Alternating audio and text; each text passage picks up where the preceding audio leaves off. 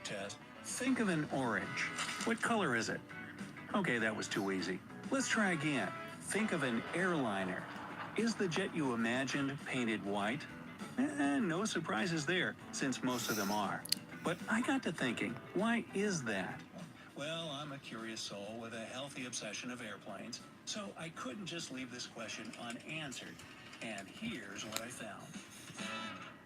Okay, hang on. I hear the hecklers in the back. I know not all planes are white. Yes, there are plenty of colorful ones. For example, Mango, an airline that operates in South Africa, paints its planes bright orange. The Hungarian-based Wizz Air has planes that are partially painted bright pink and purple. I would have guessed another color that rhymes with mellow. And there's always the Siberian carrier, S7, with their bright green planes.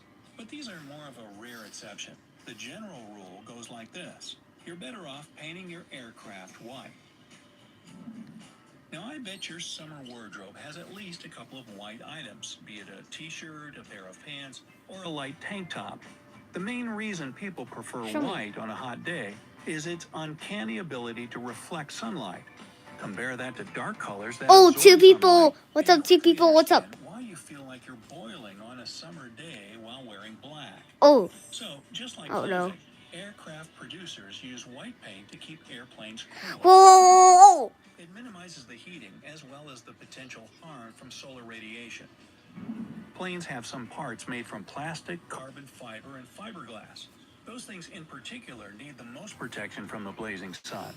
That's why all the control surfaces of the plane, so many along with the nose cone, should always be painted white. Concorde, a French-British supersonic passenger airliner, was covered with a special extra reflective white paint. Otherwise, it wouldn't have withstood the heat generated when the plane flew at such high speeds. I'm talking twice the speed of sound, meaning Concorde moved at a staggering 1,355 miles per hour when it was in use. The next reason for painting planes white is even more practical. Like a lot of things, it comes down to money. It's just cheaper to have white-colored aircraft. You see, all planes start out white when they're made. But what if an airline decides to paint theirs, say, bright yellow?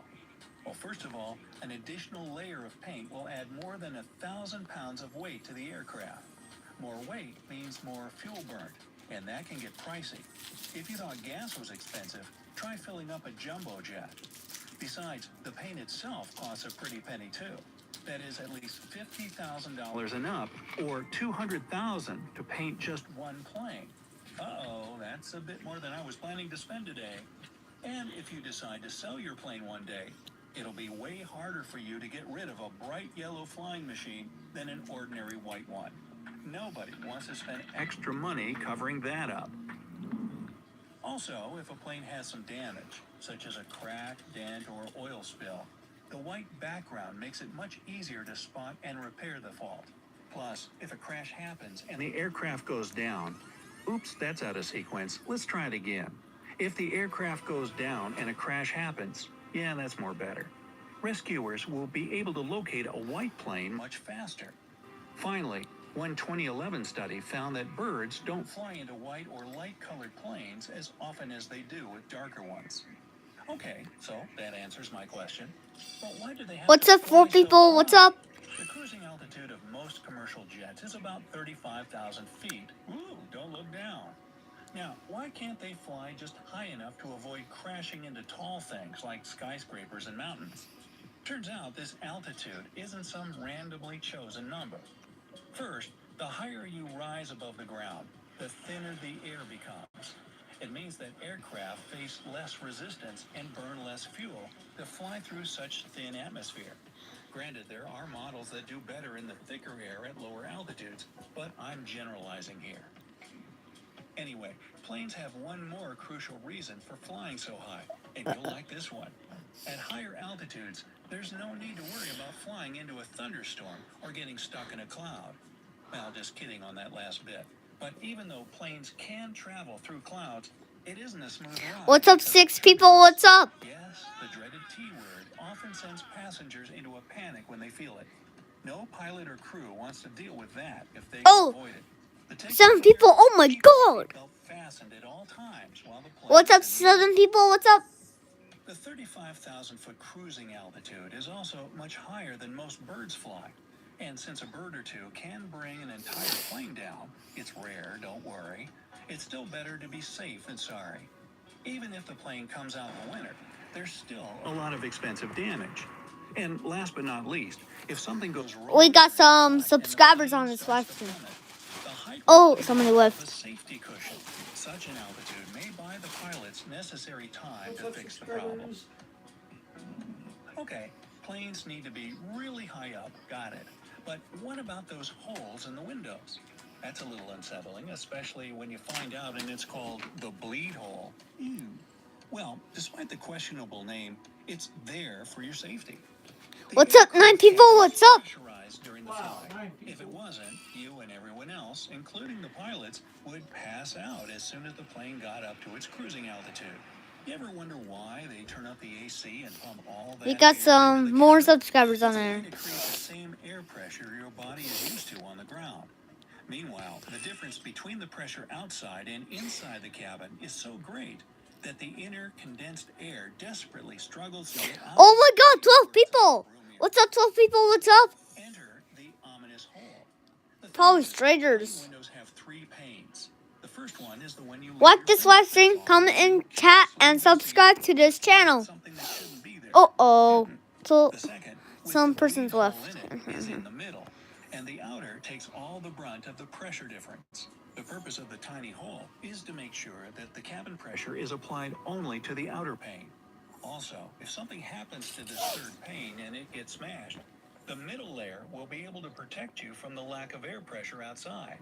So, yet again, nothing to worry about. Aircraft engineers know what they're doing. And there's one more question that seems to bother a lot of people. Why don't airplanes fly over the North Pole? It turns out that planes must follow super strict rules when it comes to their flight routes. For example, commercial planes aren't allowed to fly over Tibet due to the towering peaks of the Himalayas. But surely the plane's cruising altitude is higher than even the tallest mountain in the world. What's up, 15 people? What's up? Everest is just over 29,000 feet tall. That's only a 6,000-foot difference from the cruising altitude. A little too close for comfort. But that's not all. Imagine this. During a flight over the Himalayas, decompression occurs in the cabin, and all the passengers need to put their oxygen masks on immediately. Within a span of 15 to 20 minutes, the plane would need to descend to an altitude where the passengers will be able to breathe again.